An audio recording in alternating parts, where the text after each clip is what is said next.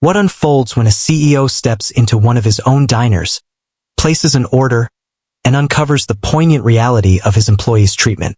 Mark Reynolds sat in his car, gazing at the neon-lit diner through the windshield. He established his restaurant chain from scratch, beginning with one location 15 years prior. At this point, he had 12 diners located throughout the state. Business was thriving, yet recently, an unsettling feeling lingered in the air. The volume of customer complaints has risen. The rate of employee turnover reached unprecedented levels. However, when he inquired with his regional managers, their replies were consistent. Everything's fine. Yet Mark was aware of the truth. That is the reason for his presence. Clad in a worn hoodie, denim jeans, and a trucker cap, Mark ensured he presented himself as far from the image of a CEO of a multimillion-dollar enterprise. He had yet to encounter the majority of the staff at this site in person. He would go unnoticed by them. For them, he was merely another patron, and that was precisely what he required. With a deep breath, he entered the room. The establishment buzzed with patrons engaged in lively conversations, the aroma of sizzling burgers wafting through the atmosphere. A young waitress, barely 22, hurried by him, balancing a tray of food with practiced ease. She appeared utterly drained. Mark eased himself into a booth tucked away in the back. Shortly thereafter, a tall, middle-aged waitress with weary eyes and a strained smile came over. "Greetings," she said, as she retrieved her notepad. "How may I assist you today?" Mark's eyes flickered to her name tag. "Linda. I'll have the bacon cheeseburger and a coffee," he said, maintaining a relaxed tone. Linda hastily jotted it down. "Would you like fries with that?" "Indeed, that seems agreeable," she acknowledged with a nod before departing. Mark reclined, observing the ambience of the restaurant. The kitchen door creaked open intermittently, offering fleeting glimpses of the activity within. The chefs appeared overwhelmed, bustling about in a flurry of activity. The manager, identified by his name tag as Rick, stood near the counter with his arms crossed, observing the employees as they went about their tasks. There was an unsettling quality about him. Linda came back with Mark's coffee, placing it down with a weary smile. "Have you been here long?" Mark inquired. She released a soft chuckle. "Excessively lengthy. Half a decade. That feels like an eternity." She paused, unsure if you truly liked it. The strained smile wavered briefly before she gave a nod. "Sure, it's all good." Mark was skeptical of her claims. Before he could utter another word, the kitchen door swung open once more, and this time, a sound reached his ears that caused him to freeze in place. A soft, muted cry. It originated from within. Mark turned his head, a knot forming in his stomach. The voice trembled, fragmented. Someone was weeping, followed by a deep, cutting voice, sharp and irritable. "Pull yourself together, Mia. This is not something I can prioritize right now." Mark's jaw tightened as he shot a glance at Linda. She averted her eyes as though she were oblivious to his words, yet she was fully aware. All had. Mark set his coffee aside and rose to his feet. He made his way to the kitchen, gliding through the door before anyone had a chance to intervene. Within the confines of the kitchen, the warmth radiating from the stoves enveloped him, while the crackling sounds of cooking filled the air around him. In the dim light of the establishment, a young waitress, perhaps no older than 19, stood near the back, her face glistening with tears as she wiped them away. Rick, the manager, faced her with his arms crossed, a scowl etched on his face. "Do you really believe that shedding tears will make a difference?" He let out a derisive laugh. "Table 4 is still waiting for their drinks, and you're here just idling away." I just needed a second," Mia stammered, her voice trembling. "You don't get a second," Rick snapped. "You're here to put in the effort, not to linger in self-pity." Mark's fingers clenched into tight fists. A sudden shift within him shattered the calm. He advanced, his tone resolute. "What on earth is happening here?" Rick pivoted, taken aback by the unexpected presence of a customer in the kitchen. "Who on earth are you?" Mark chose to overlook the question. He cast his gaze upon Mia. "Are you all right?" She sniffled, nodding rapidly, yet the terror in her gaze revealed all he needed to know. Rick let out an exasperated sigh. She's doing well. She seems to believe she can pause at her convenience. Mark felt a surge of anger. He arrived with the anticipation of encountering issues. He was taken aback by this unexpected discovery.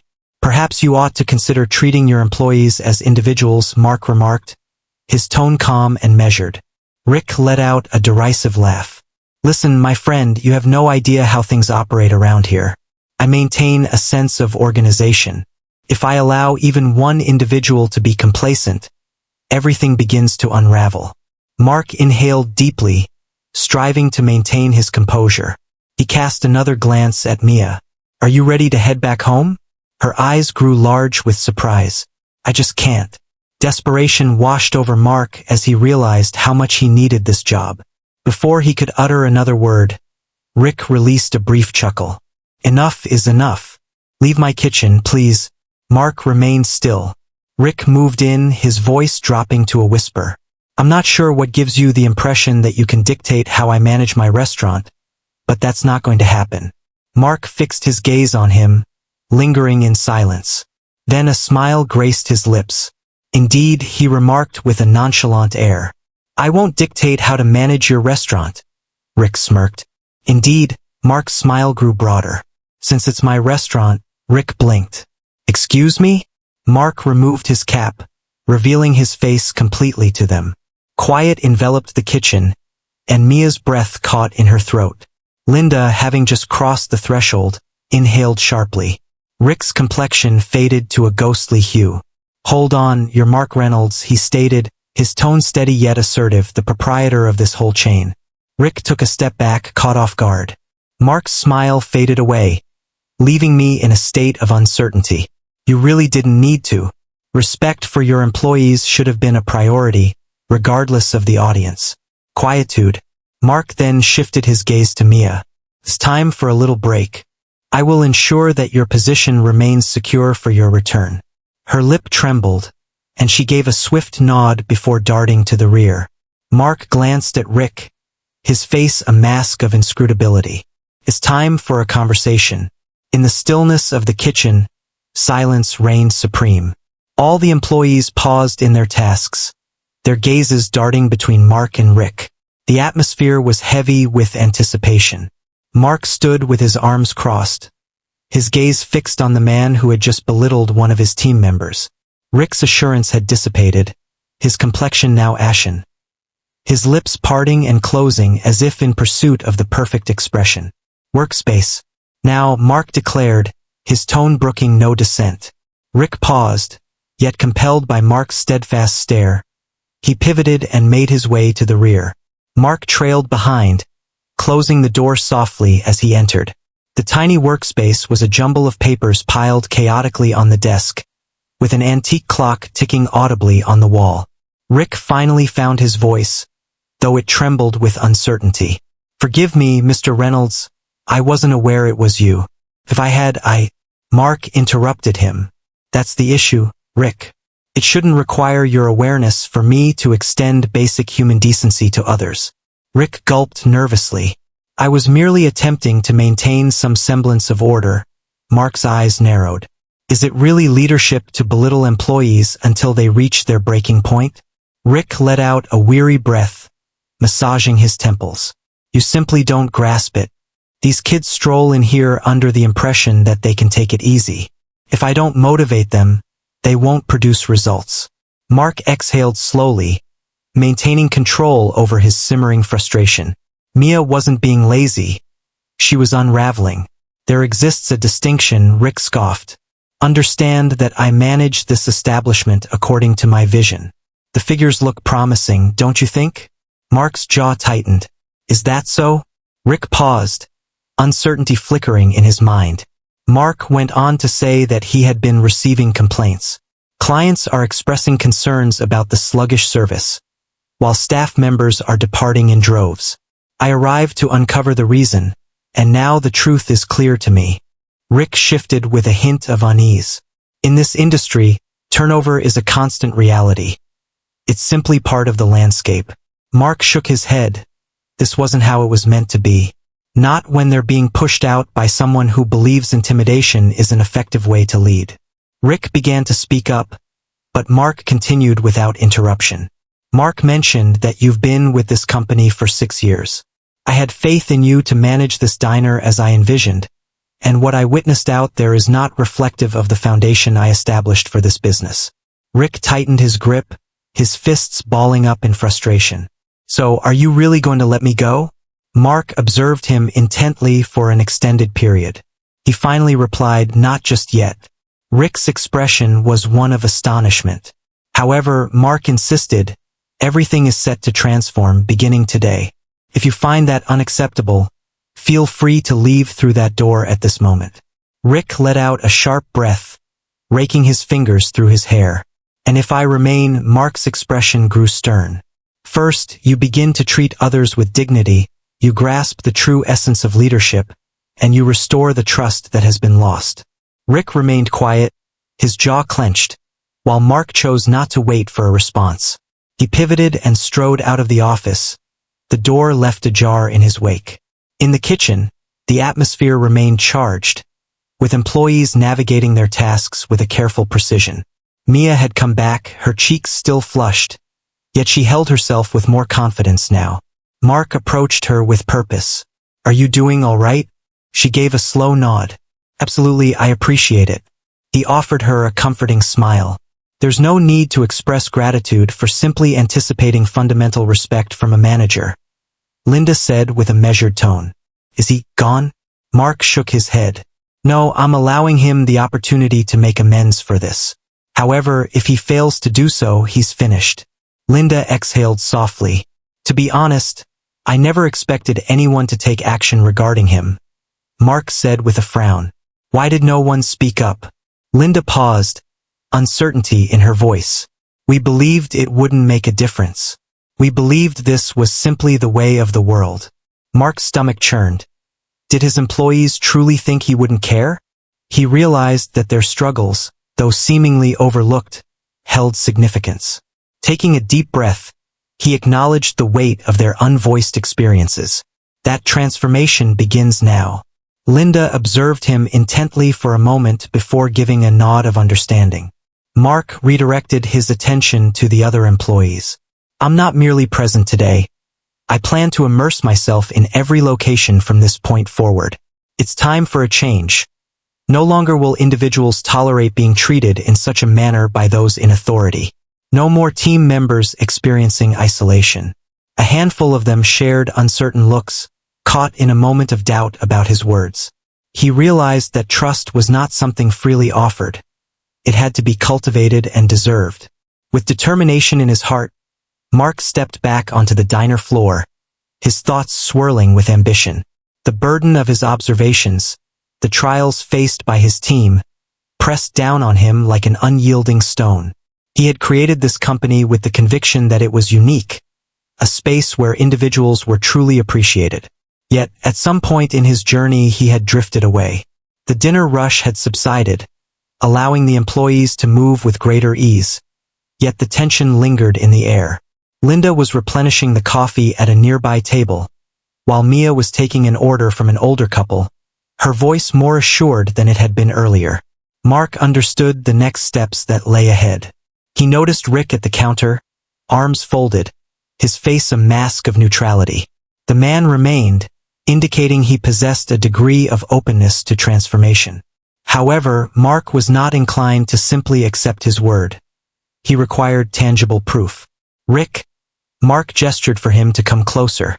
Rick paused, contemplating his next move, while Mark maintained a steady and authoritative tone. You and I are going to work the floor together for the rest of the night, Rick said, blinking slowly. Excuse me? You heard me, Mark said. You will experience directly what it means to be on the receiving end of the power you've been wielding. You will attend to tables, take orders, and manage the stress just as your staff does on a daily basis. Rick's jaw clenched, yet he refrained from disputing. Instead, he gave a single nod. Mark glanced over at Linda. Hand him an apron. She arched an eyebrow yet chose not to inquire further. After a brief pause, Rick found himself standing uncomfortably next to Mark, adorned in a pristine white apron draped over his dress shirt. The initial table they approached was occupied by a family of 4, their plates almost cleared. Mark grasped the pitcher of water and filled the glasses as he continued his conversation. The father nodded, satisfied with the flavors. Absolutely, it was wonderful. Now just anticipating the check. Mark cast a glance at Rick. Go ahead. Rick paused before retrieving a notepad, his voice lacking fluidity. I will retrieve that for you. Mark observed Rick as he clumsily noted the table number and made his way to the register. It was evident that this aspect of the business was unfamiliar to him. For the next hour, Mark had Rick taking orders, refilling drinks, and engaging with customers. The man stumbled repeatedly, spilling a glass of water and neglecting to note a substitution. Yet, as the moments unfolded, a change began to take hold. He began to listen, observe, and comprehend. At one moment, Mia walked by, balancing a laden tray of food. Rick moved to the side without thinking, but Mark held him back. Assist her, he stated plainly. Rick paused for a moment, then extended his hand, balancing the tray as Mia brought it to the table. Her gaze met his with a hint of astonishment, followed by a subtle nod of appreciation. Mark observed the subtle shift in Rick's posture, the slight easing of tension in his jaw. As the night drew to a close, Rick found himself more subdued, his awareness heightened. As the final customer departed and the staff started tidying up, Mark leaned against the counter, observing Rick as he cleaned a table. Do you see it now? Mark stated. Rick didn't glance up right away. When he finally did, his expression had shifted. No longer defensive or dismissive, just weary. Indeed, Rick acknowledged. Mark nodded, a sense of satisfaction evident in his demeanor. Excellent. Rick placed the rag aside and let out a deep breath. I was unaware of the extent of their struggles and the immense pressure they face. Mark observed him intently. What actions will you take in response to this situation? Rick paused for a moment, then stood tall. I will transform. It's necessary. Mark maintained his stare for an extended moment before giving a nod. Then demonstrate it. Rick gulped and returned the nod. As Mark prepared to exit, he noticed Mia and Linda observing him from across the room. Mia offered him a slight, appreciative smile. Linda tilted her head, her expression enigmatic, yet a glimmer of approval flickered in her eyes. Mark stepped out of the diner that night with a single truth etched in his mind. This was not merely about remedying a single site. It was about ensuring that such a situation would never arise again. The following morning, Mark returned to the diner before the sun had completely risen. The parking lot lay mostly vacant, with only a handful of employees beginning their shifts. He entered, the atmosphere lingering with the subtle aroma of yesterday's brewed coffee, sizzling bacon, and a hint of something charred. The atmosphere had shifted, now serene and calm, a sharp departure from the tumult of the night before. Linda stood behind the counter, preparing for the bustling morning ahead. She looked up as he walked in, her face revealing a blend of intrigue and perhaps a hint of hopeful caution. I didn't expect to see you again so soon, she remarked as she polished the counter. Mark settled onto a stool and shared that things were about to shift. She observed him intently for a moment, then nodded. I suppose we'll find out. Moments later, Rick entered the room. His posture had transformed, becoming less rigid and more subdued. He noticed Mark and paused for a moment before approaching him. Good morning. Mark gestured toward the stool next to him. Take a seat. Rick complied, his hands resting neatly on the counter. Without uttering a single word, Linda poured him a cup of coffee and returned to her tasks, while Mark wasted no time. I stand by what I expressed last night. This goes beyond individual interests. It's about creating an environment where everyone genuinely wants to contribute, and that begins now. Rick nodded thoughtfully, his fingers rhythmically tapping against the coffee cup. What would you like me to do? Mark inclined his body, eager and attentive. Initially, you will engage with each employee individually, focusing on listening rather than speaking. Discover their needs, understand the factors pushing them away, and take meaningful action to address it. Rick let out a breath through his nostrils. Understood. Next, Mark went on, we're transforming the operations of this place. Equitable scheduling, meaningful breaks, and a shift away from viewing individuals as expendable. Rick gazed into his cup of coffee. I understand. Mark still had more to say. You simply don't understand, Rick. You need to embody it, because if I hear another word about how you treat others, you're gone. Rick locked eyes with him. What remained was no longer defiance, but a profound understanding. I won't allow it to happen again, he murmured. Mark observed him intently, then gave a nod of acknowledgement. The morning shift began to arrive, and Mark observed as Rick, for the first time, truly interacted with them. He inquired of Mia whether she was feeling improved. He expressed his gratitude to the cooks as they ignited the grills. Though it was modest in size, it marked the beginning of something new. By midday, Mark found himself in the back office, engaged in a series of phone calls. He wasn't merely repairing this diner. He was transforming the whole enterprise. He arranged unexpected visits to various sites, implemented a confidential employee feedback mechanism, and made it clear to every manager that the era of unbridled authority had come to an end. A few days later, the true challenge emerged.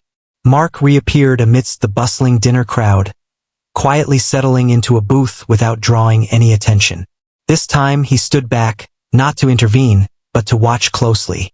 Rick navigated the restaurant with determination, jumping in to assist when chaos ensued. He engaged with employees, eased tense situations with customers, and above all, maintained a calm demeanor throughout. As Mia strolled past his table, a moment of uncertainty washed over her. With a subtle yet sincere smile, she remarked, "Thanks for coming back." Mark nodded, as he always did. As he observed the diner operating more efficiently than it had in years, a realization dawned on him. He hadn't merely arrived to address an issue. He had come to rekindle the passion that had ignited his journey in the first place, and he was determined not to lose sight of it again. Mark sat in his office, the burden of recent weeks pressing down on him. The diner had undergone significant transformations, not merely cosmetic adjustments but profound, foundational shifts. Employee morale had risen, customer complaints had decreased, and for the first time in ages, he felt a genuine sense of leadership over his company once more. Yet, there remained additional tasks to complete. He had devoted the last few days to journeying across various locations, observing shifts, and engaging in direct conversations with employees. The patterns emerged distinctly. Certain managers flourished under the new expectations, while others found it challenging to adjust. And some, a select few, were completely uninterested in any form of change. One of those places was just an hour's drive, a diner that had consistently ranked among the company's top performers on paper. Yet, the murmurs among the staff revealed an alternate narrative. Mark had noticed the red flags earlier. Frequent turnover, disengaged employees, and managers focused solely on metrics. Thus, he resorted to his tried-and-true method, arriving without prior notice. As soon as he stepped inside, he sensed the change. The atmosphere was charged, with employees navigating their tasks with an unnatural haste, dialogues clipped and exchanges rigid. He identified that type of atmosphere. Right away, it was clear that people weren't putting in the effort out of genuine desire. They toiled diligently, driven by their fears. Mark settled onto a stool at the counter, observing the vibrant tableau that played out around him. The manager, a man named Greg, lingered by the kitchen, observing the employees with an expression that offered little in the way of encouragement. As soon as one of the servers dropped a glass, Greg's response was swift.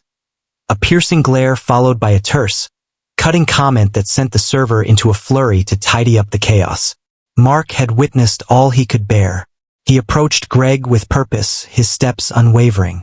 "Let's have a conversation." Greg spun around, taken by surprise. "I'm currently immersed in this moment." Greg paused, yet the commanding tone in Mark's voice brooked no dissent. They retreated to the back office, and with a decisive motion, Mark closed the door behind them. "You know who I am," Mark stated. maintaining a steady tone. Greg acknowledged with a nod, his arms folded across his chest. Absolutely. Then you understand my purpose for being here. Greg's jaw clenched. I manage a precise operation. The data speaks for itself, and this site ranks among our finest. Mark rested against the desk. Numbers don't explain why your employees are unhappy, Greg scoffed. They aren't unhappy. They simply understand that I anticipate outcomes. Mark's gaze remained steady. High expectations and fear are not the same thing. I've observed the way you communicate with them, the way your gaze lingers on them. They aren't putting in the effort due to their respect for you, Greg. They are putting in a lot of effort due to their fear of you. Greg chuckled softly, shaking his head in amusement. This enterprise isn't focused on building friendships. It's centered on maximizing efficiency, concerning the importance of ensuring tasks are completed. Mark's voice carried a serene quality, yet it held an underlying strength. In the past year, your location has seen a higher turnover rate than any other, and you consider that to be a sign of efficiency? Or could it be merely individuals seeking refuge from a harmful atmosphere? Greg's expression grew somber. I fulfill my obligations. Mark gave a slow nod, pushing himself away from the desk. Greg tensed in agreement. Mark stated plainly, "You're finished here." For the first time, Greg appeared genuinely unsettled. Hold on, Mark interrupted him before he could complete his thought. I offered Rick another opportunity because he showed a readiness to transform. You don't even realize that you might be the issue. Greg's fists tightened at his sides. You're making a mistake, Mark said, shaking his head. Negative. It was an error to allow this situation to persist for such an extended period. He pushed the office door ajar. Gather your belongings. Greg lingered in silence, as though hoping Mark might change his mind. Yet Mark remained steadfast. At last, Greg let out a sharp breath, snatching his coat from the chair. He exited in silence, leaving no further remarks behind. Mark returned to the diner floor, where the staff had unmistakably caught wind of the recent events. Silence enveloped the scene, a palpable tension hanging in the air, leaving only a lingering sense of disbelief. Mark spoke to them directly. Greg is not returning, and a shift is about to unfold, beginning immediately. A handful of them shared glances, filled with uncertainty. Mark understood that trust was a gradual process, not something that could be established in an instant. However, he wasn't seeking immediate solutions. He was present to ensure that no one else would have to suffer the same fate as Mia and the other employees. He was relentless, determined to ensure that each location embodied the vision of the company he aimed to create.